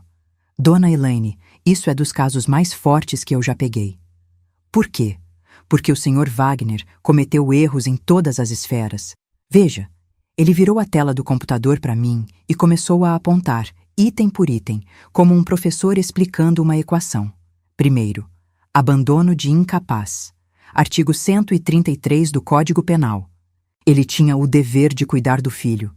Sabia que a criança estava doente. Desligou o celular. Não prestou socorro. Isso é crime. Crime? Crime. Pena de 6 meses a 3 anos. A palavra crime ecoou na minha cabeça. Crime. O que Wagner fez era crime. Não só covardia, não só falta de caráter, não só egoísmo. Crime. Tipificado no Código Penal, com pena prevista em lei. Segundo, ele estava no mesmo hospital, com uma terceira pessoa, enquanto o filho estava internado. Isso agrava o abandono. Mostra que ele não estava impedido, não estava incapacitado, não estava incomunicável. Ele escolheu não cuidar. Estava a 30 metros e escolheu ficar onde estava. Terceiro, no campo civil, temos prova farta de adultério. Prints de conversa, localização por GPS, Testemunhas, prontuário médico que menciona a presença da terceira pessoa. Isso configura a culpa exclusiva dele na dissolução do casamento. E o que eu ganho com isso? Dr. Maurício se recostou na cadeira, cruzou os dedos sobre a barriga e sorriu. Tudo o que a senhora pediu. Enquanto o Dr. Maurício trabalhava na parte jurídica, eu trabalhava na parte silenciosa. A parte que ninguém vê. A parte que acontece dentro de uma casa onde a mulher decidiu ir embora, mas o marido ainda não sabe. Eu copiei todos os documentos do apartamento. Escritura, contrato de financiamento, IPTU, comprovantes de pagamento, tudo que tinha meu nome, o nome dele, o endereço, os valores. Fiz cópia de tudo no xerox da papelaria da esquina, R$1 cada cópia, e guardei na casa da Shirley. Numa pasta parda, dentro do guarda-roupa dela, debaixo dos lençóis. Eu abri uma conta bancária, no meu nome, num banco digital, sem cartão físico, sem correspondência, sem nada que chegasse em casa. Comecei a guardar dinheiro. Pouco, muito pouco. R$20 aqui, 30 ali. Do troco do mercado. Do dinheiro que eu economizava comprando marca mais barata. Em 2 meses, eu tinha R$380. Não era nada, mas era meu. Só meu. O primeiro dinheiro realmente meu em 11 anos. Eu procurei emprego, escondida. Mandava currículo pelo celular de madrugada enquanto Wagner dormia. Atendente, balconista, caixa, recepcionista. Qualquer coisa. Eu não tinha experiência, não tinha formação. Tinha 11 anos de buraco no currículo. Mas eu tinha alguma coisa que muita gente formada não tem. Desespero. E desespero, quando bem direcionado, move montanhas. Shirley me ajudou em tudo. Ficava com as crianças quando eu ia no advogado. Guardava meus documentos. Me emprestava o celular quando eu precisava fazer ligação que não podia aparecer no meu histórico. Me ouvia chorar à noite quando o medo era maior que a coragem. Me dava bronca quando eu vacilava. Elaine, para de chorar e foca. Você já decidiu, agora vai até o fim. E se der errado, Shirley? Não vai dar errado. E mesmo se desse, errado já tá. Você tá casada com um homem que desliga o celular quando o filho tá doente. Isso já é o errado. O que você tá fazendo é o certo. Uma semana antes do dia marcado, eu não dormi. Fiquei acordada a noite inteira, olhando para o teto do quarto, ouvindo Wagner roncar ao meu lado, pensando em tudo que podia dar errado. Ele podia ficar violento, podia esconder dinheiro, podia virar as crianças contra mim, podia mentir para o juiz, podia sumir. Mas aí eu virava de lado. Olhava para a porta do quarto das crianças e lembrava do Enzo na maca, do soro no braço, do bip do monitor, do "mamãe, tem bicho na parede". E a dúvida evaporava. Inteira. De uma vez. Eu ia até o fim. 17 de junho de 2024. Segunda-feira. Enzo já estava em casa havia 3 meses. Recuperado, brincando, correndo, sem sequelas, graças a Deus e à equipe da UPA de Senador Camará. Wagner estava na rotina de sempre. Saía, mentia, voltava, dormia. O ciclo perfeito da vida dupla. Ele chegou do trabalho às 6h30. Normal. Banho, janta, TV, celular no sofá. A mesma rotina de sempre. O mesmo homem de sempre, sem desconfiar de nada. Wagner, senta aqui. Eu disse da mesa da cozinha, com a voz calma, quase casual, como se fosse pedir para ele consertar a torneira. Que foi? Ele veio mastigando, com o prato na mão, sem nem se dar ao trabalho de sentar direito. Eu preciso te entregar uma coisa. Ele sentou. Largou o prato. Me olhou com aquela mistura de desconfiança e descaso que era a expressão padrão dele quando eu queria conversar. Eu peguei o envelope. Grosso. Pardo. Pesado. Tinha preparado com cuidado. Tinha ensaiado esse momento mentalmente centenas de vezes. E agora que estava acontecendo de verdade, eu estava calma. Estranhamente calma. A calma de quem já passou do medo. Entreguei o envelope. Ele abriu. Sem pressa. Tirou os papéis. Leu a primeira página. E eu vi a cor sumir do rosto dele em tempo real. como se alguém estivesse puxando o sangue para baixo, petição de divórcio. A voz saiu aguda, descontrolada, nada a ver com o Wagner seguro e autoritário de sempre. Continua lendo. Ele virou a página. As mãos tremiam. Eu podia ver o papel tremendo. Pedido de guarda exclusiva dos menores?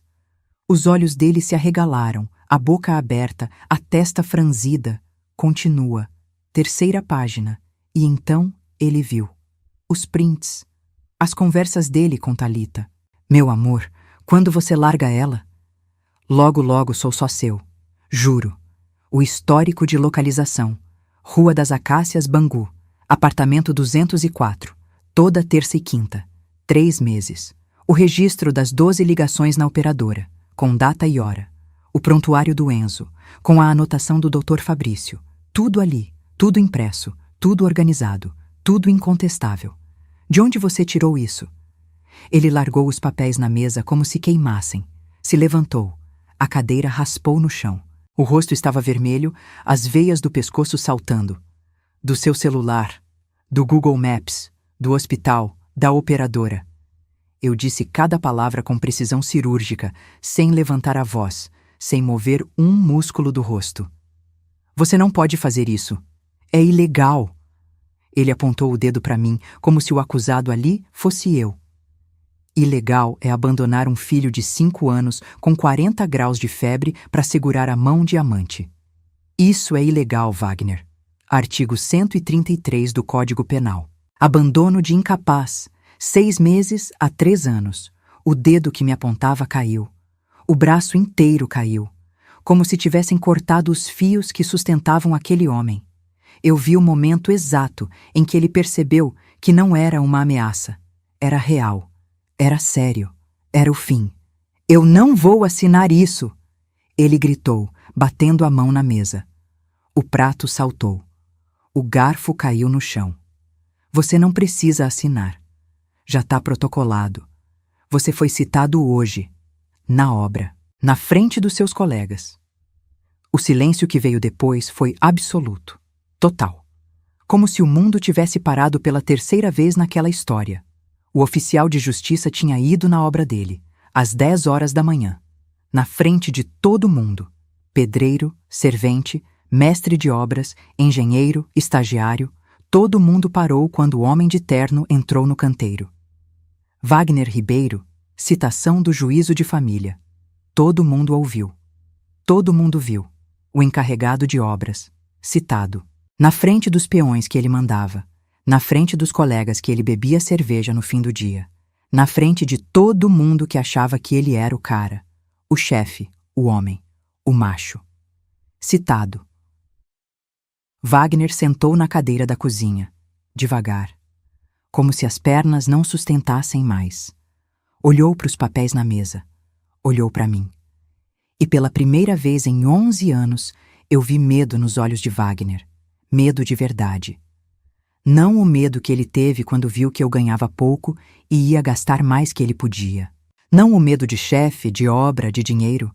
Medo de perder tudo. Mas ele já tinha perdido. Só não sabia ainda. A audiência foi em agosto de 2024. Vara de Família de Campo Grande. Juíza, doutora Cláudia Monteiro. 47 anos. Cabelo curto, óculos retangulares, olhar que parecia um raio-x. Conhecida no fórum por não ter paciência com pai ausente. As funcionárias da vara contavam que quando um pai tentava mentir na frente dela, a temperatura da sala caía 5 graus. De um lado, eu, Dr. Maurício e as provas. Uma pasta com mais de 200 páginas de documentação. Do outro, Wagner, com um advogado que ele encontrou na internet. Um sujeito de terno barato e gravata torta que folheou o processo na sala de espera 10 minutos antes da audiência começar e ficou branco quando viu o volume de provas. Dr. Maurício apresentou tudo. Metodicamente, cirurgicamente, como um cirurgião que abre o paciente e mostra, órgão por órgão, onde está o problema. As 12 ligações, o celular desligado, o prontuário do hospital, o depoimento escrito do Dr. Fabrício, o depoimento do motorista de ônibus, os prints do WhatsApp, A localização por GPS. Tudo. Cada prova mais devastadora que a anterior. Cada documento um prego a mais no caixão da defesa de Wagner. A juíza ouviu tudo em silêncio, lendo cada documento com atenção, passando as páginas devagar, voltando em algumas, relendo, sublinhando. O rosto dela não mudou uma vez durante a apresentação. Nem um músculo. A expressão era de pedra. Quando Wagner tentou se defender, o advogado dele quase não abriu a boca. Foi o próprio Wagner que falou contra o conselho do advogado, que tentou segurá-lo pelo braço e foi ignorado. Meritíssima. Eu não sabia que meu filho estava tão mal. Wagner começou, a voz forçando um tom de pai arrependido que soou tão falso quanto a aliança de bijuteria. A juíza tirou os óculos, olhou para ele, e o ar da sala ficou pesado. O senhor recebeu 12 ligações e não atendeu nenhuma. Eu estava no mesmo hospital, com outra mulher. Está registrado no prontuário pela equipe médica. Ela levantou o papel mostrando. Assinado pelo Dr. Fabrício Mendes, CRM tal, plantonista da UPA de Senador Camará. Mas eu fui ver ele depois. Depois. A juíza apoiou as mãos na mesa e se inclinou para frente. Essa é a palavra-chave, Sr. Wagner. Depois. Depois que sua esposa atravessou a cidade de ônibus na chuva. Depois que seu filho deu entrada com 41 graus. Depois que um médico precisou ameaçar registrar abandono para fazer o senhor ir ver seu filho. Depois que a equipe médica inteira da UPA testemunhou a negligência. Wagner abaixou a cabeça. Os ombros caíram. O corpo inteiro encolheu naquela cadeira, como se ele estivesse tentando desaparecer. O advogado dele olhava para o chão, a mão na testa, a pasta fechada no colo como um escudo inútil. Depois não é suficiente quando se trata de um filho de 5 anos. A sentença veio como um vendaval. A juíza não mostrou dúvida. Não pediu mais tempo. Não sugeriu acordo. Ela leu a sentença com voz firme, clara. Cada palavra martelada no silêncio daquela sala. Guarda exclusiva dos menores, concedida à mãe. Wagner com direito a visitas quinzenais supervisionadas. Supervisionadas. Nem sozinho com os filhos ele podia ficar. Uma assistente social teria que estar presente em cada visita. Cada uma. Porque a justiça entendeu que um homem que abandonou o filho doente não merecia confiança para ficar sozinho com ele. Pensão alimentícia, 33% do salário bruto, R$ 1.716 por mês. Mais plano de saúde para os 2 filhos, mais material escolar, mais uniforme. O apartamento ficou no meu nome, 100%, sem partilha. A juíza entendeu que eu não tinha renda, não tinha emprego, não tinha para onde ir, e que Wagner tinha culpa exclusiva na dissolução do casamento. Danos morais, R$ 35 mil, por abandono material e afetivo durante a emergência médica do menor. R$ 35 mil que não pagavam uma fração do que eu passei naquela noite, mas que significavam uma coisa. A justiça reconheceu que o que Wagner fez tinha preço. Que negligência tem consequência. Que abandonar filho tem custo. E a cereja do bolo, representação criminal ao Ministério Público. Por abandono de incapaz. Artigo 133. A juíza encaminhou o caso para o MP de ofício, sem eu pedir, sem Dr. Maurício solicitar. A própria juíza, por iniciativa dela, entendeu que o que Wagner fez não era só questão civil, era questão criminal. Wagner podia responder criminalmente, o encarregado de obras, que ria da esposa, que ignorava o filho, que desligava o celular para ficar com a amante. Agora enfrentava o Ministério Público. Wagner saiu do fórum e encostou na parede do corredor. O advogado barato já tinha ido embora. Nem se despediu, nem olhou para trás. Sumiu no corredor como rato que foge de navio afundando. Wagner estava sozinho, encostado naquela parede bege de fórum, com o sol da tarde batendo no rosto, chorando, chorando feio, chorando de desespero, de medo, de arrependimento tardio. Elaine, por favor, não faz isso comigo. A voz saiu embargada, entrecortada de soluços, o nariz vermelho, os olhos inchados. Eu parei na frente dele, olhei de cima, porque ele estava meio agachado, meio apoiado na parede, meio caído. E eu estava de pé, ereta, firme. Pela primeira vez na vida, eu estava em cima e ele estava embaixo. Você fez comigo por 11 anos. Eu vou mudar. Ele tentou segurar minha mão. Eu puxei antes que ele tocasse. Eu não preciso que você mude. Eu preciso que você desapareça. E as crianças? As crianças eu cuido, como sempre cuidei, sozinha. Eu não tenho onde morar. Vai para a casa da sua mãe, aquela que dizia que o Enzo não era seu filho. Ele ficou em silêncio. Um silêncio de derrota, de rendição. De quem finalmente entende que perdeu tudo e que não existe recurso, apelação, segunda chance. E a Thalita? Eu quase ri. Quase. Porque mesmo ali, arrasado, destruído, chorando num corredor de fórum, o pensamento dele ainda ia para ela. Não para o filho, não para a filha, para a amante. Não sei. Pergunta para ela se aceita um homem que abandonou o próprio filho. Eu virei as costas e fui embora. Sem olhar para trás, sem hesitar, sem sentir pena. Andei pelo corredor do fórum, passei pela porta de vidro, desci a rampa, pisei na calçada, respirei o ar quente da tarde e senti uma coisa que eu não sentia há 11 anos. Liberdade. Quando Dona Neuza soube do divórcio, veio na minha porta, no mesmo dia, sem avisar, como sempre, batendo na porta como se quisesse derrubar. Elaine, abre essa porta! Eu abri. Calma, tranquila. Encostada no batente, com os braços cruzados, olhando para ela como se ela fosse uma vendedora inoportuna. Dona Neuza, você tá destruindo meu filho. O dedo dela apontava para o meu rosto, a unha pintada de vermelho tremendo de raiva. Seu filho se destruiu sozinho. Ele é pai dos seus filhos. A voz esganiçada ecoava pelo corredor do prédio. Pai que abandonou o próprio filho num hospital. Você tá exagerando. Foi só uma noite. Uma noite em que o filho dele quase morreu.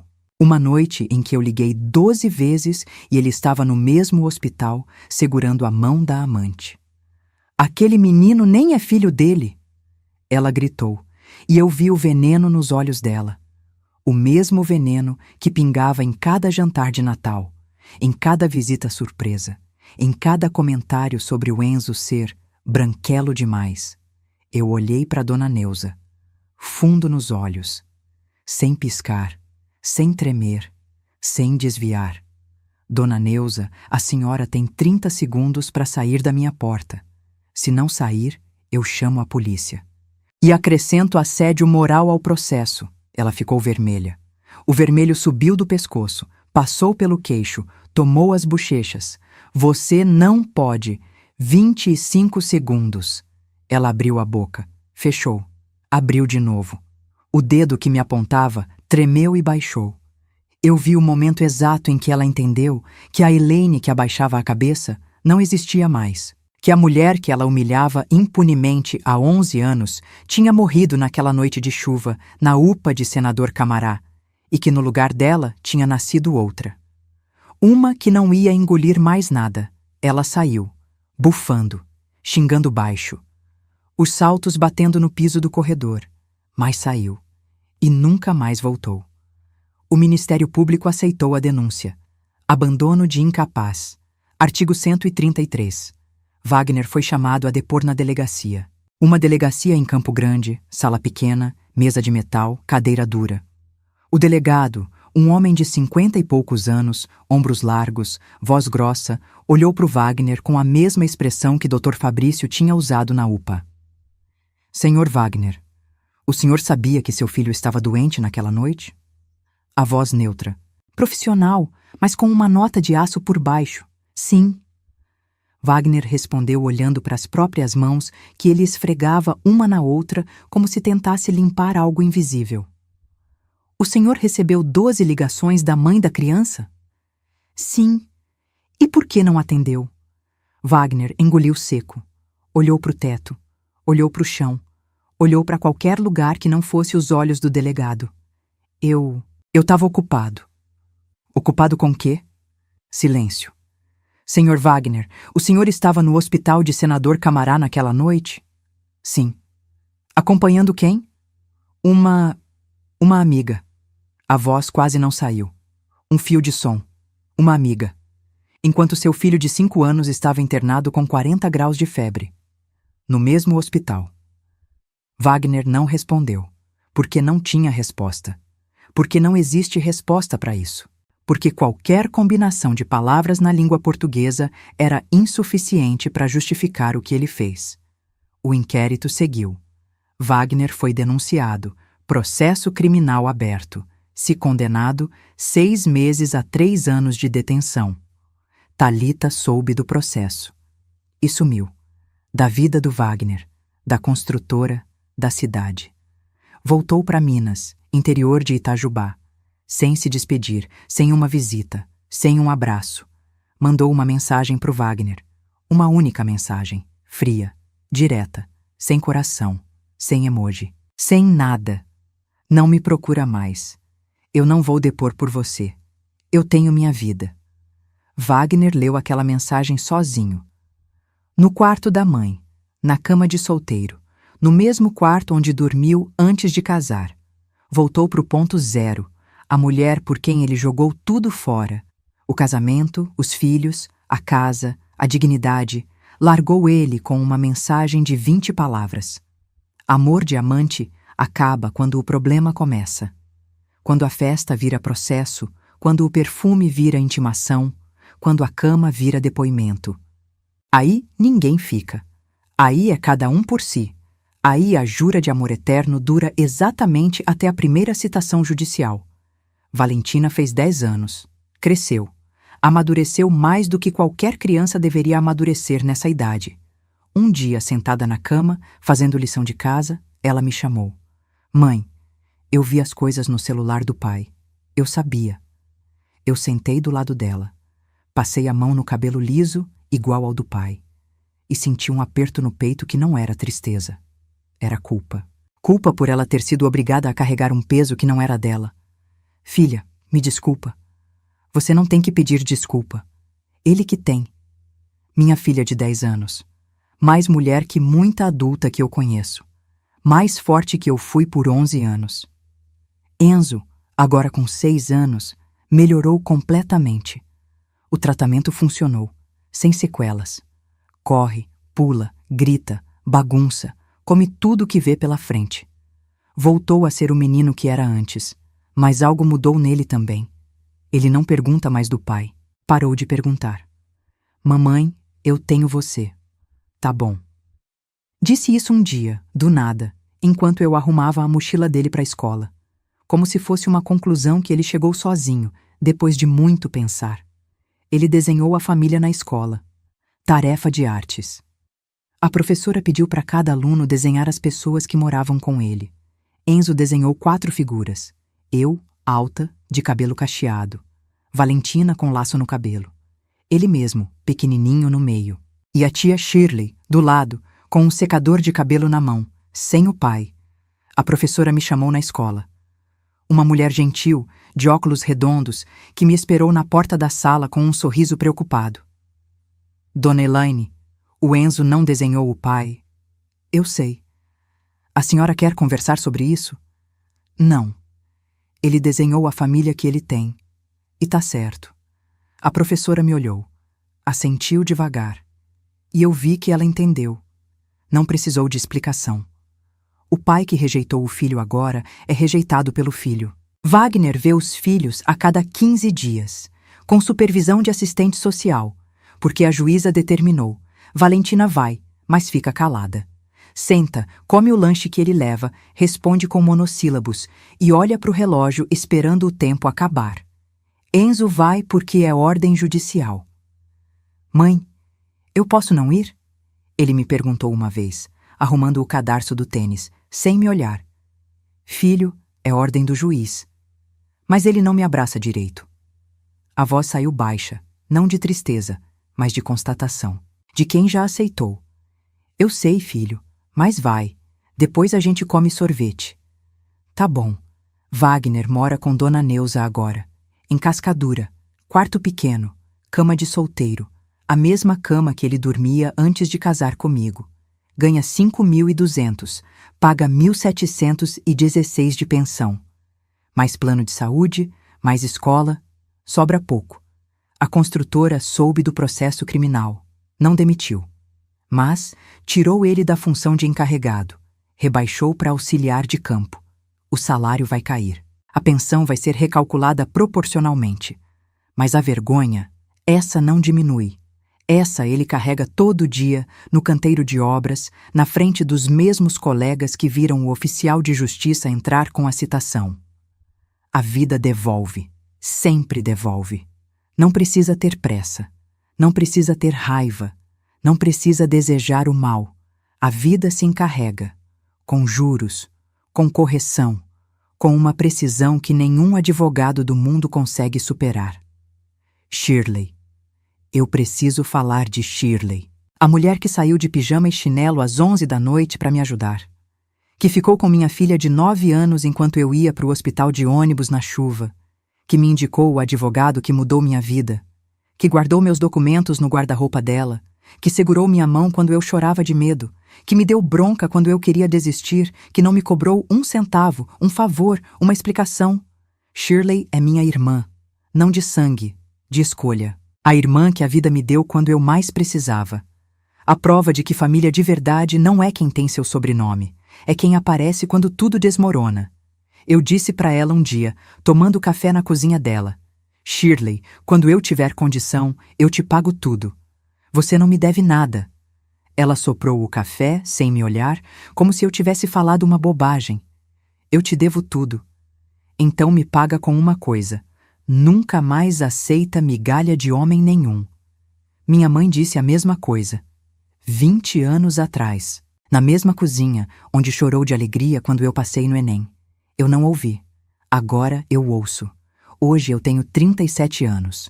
Um ano depois da pior noite da minha vida.